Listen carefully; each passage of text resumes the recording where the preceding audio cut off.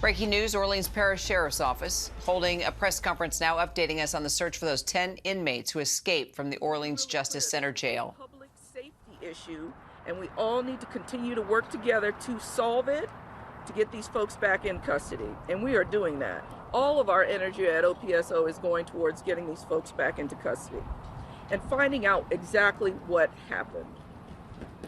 It's a fluid situation. When we're aiming to respond to all media inquiries as quickly as we can possibly do that, but I still have to investigate it, and the integrity of the investigation has to stand.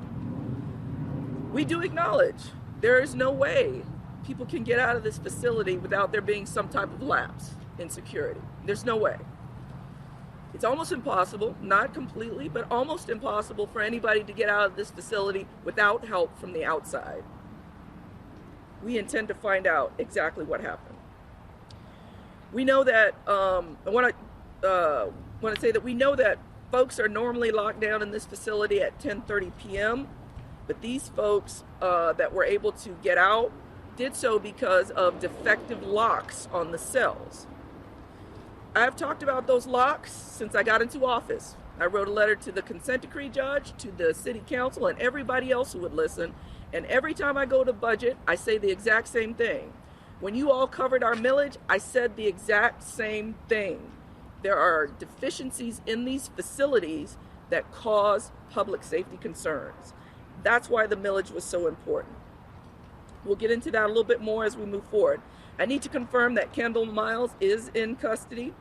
He is being rebooked for simple escape as well.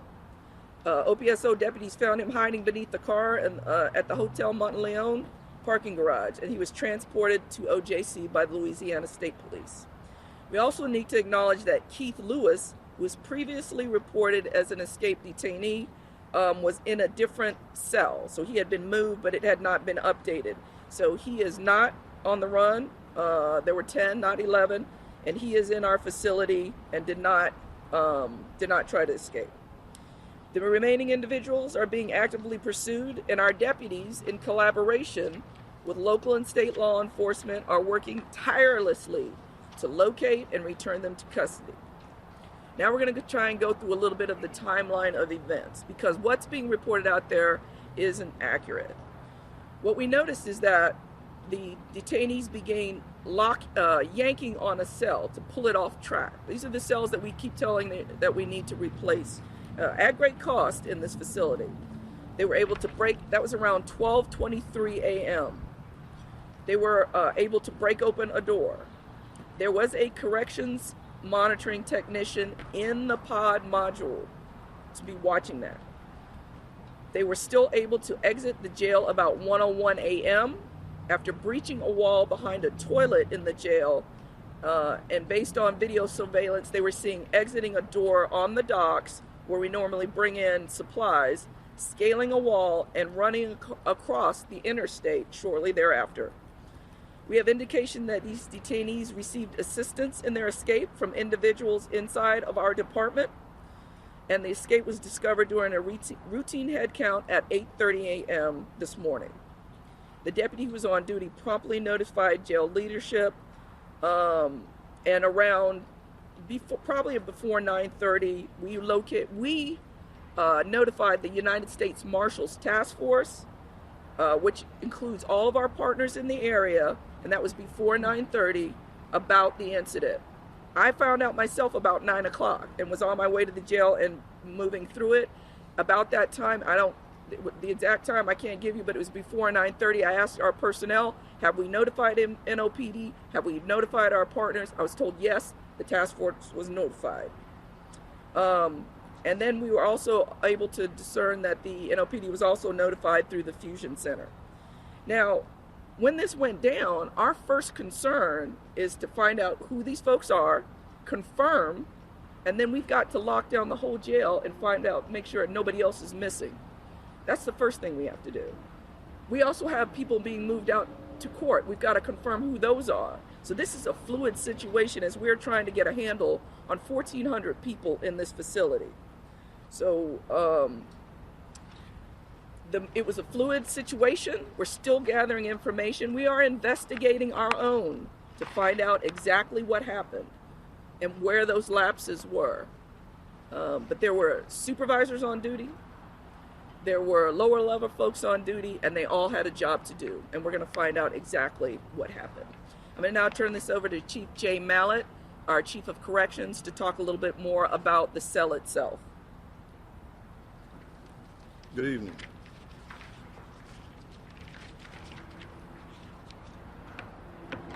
We do know that there are several security breaches. We're investigating, but the primary security breach and concern is the facility's infrastructure.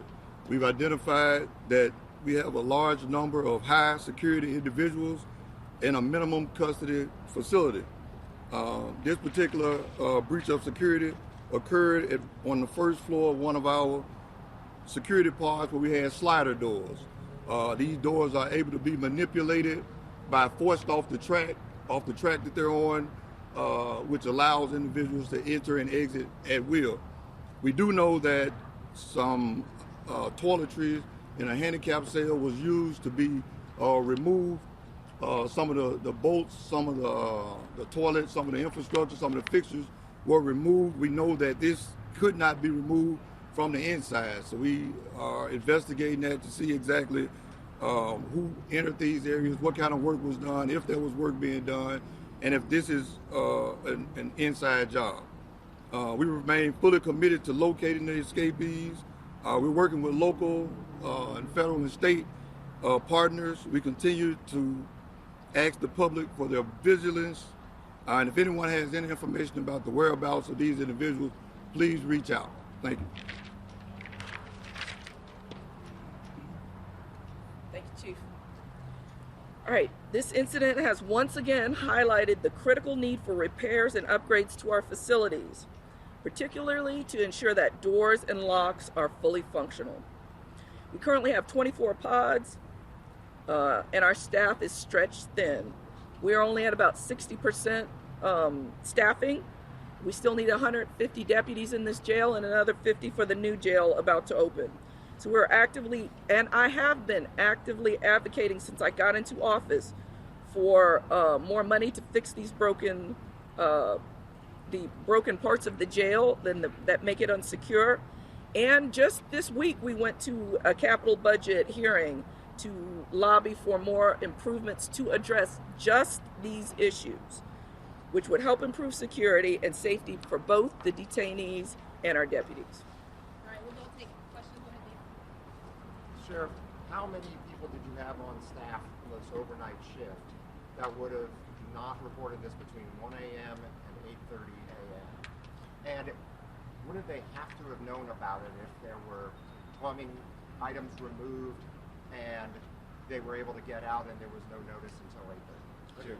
So I'm going to turn that over to Chief Mallett. Good question. We actually had 4 supervisors and 36 staff here. That's a pretty, low ratio, but that's what we had. On that particular part, we had a monitoring individual that was actually on site.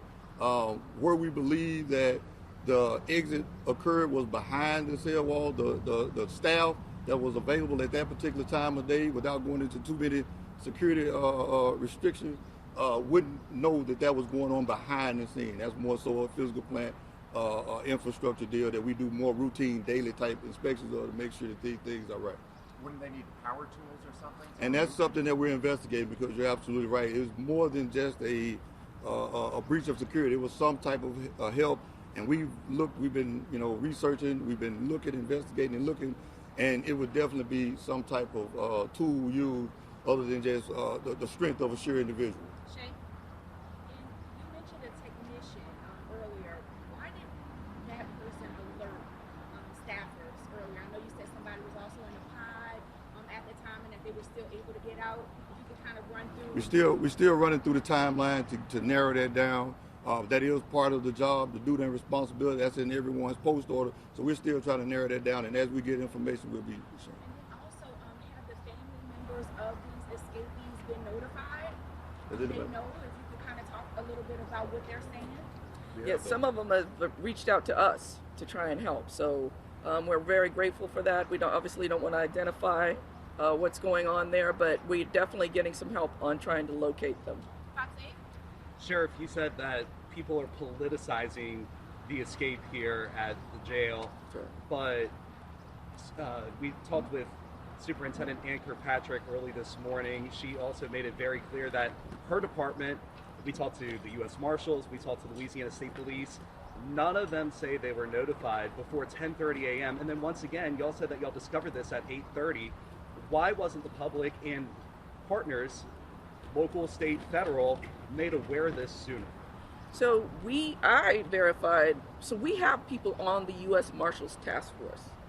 That's who we notified to make sure the whole task force is ready to roll. And they've been ready to roll since then. So I'm not sure how those up at the top found out, but I know that we notified the task force earlier because our members sit on it. And they came also up here to check on it. So we know that happened. What was your first part of your question? Chief Kirkpatrick has been nothing but a help to us, and we're very appreciative of both the state police and the New Orleans Police Department. But once again, you all said that you all made the discovery around 8:30 this morning. The escape happened early hours overnight. Yeah. And once again, public was not notified until 10:30 when y'all's press release came out. So I found out about 9. So the why wasn't the the public first thing notified? we have to find out is what happened.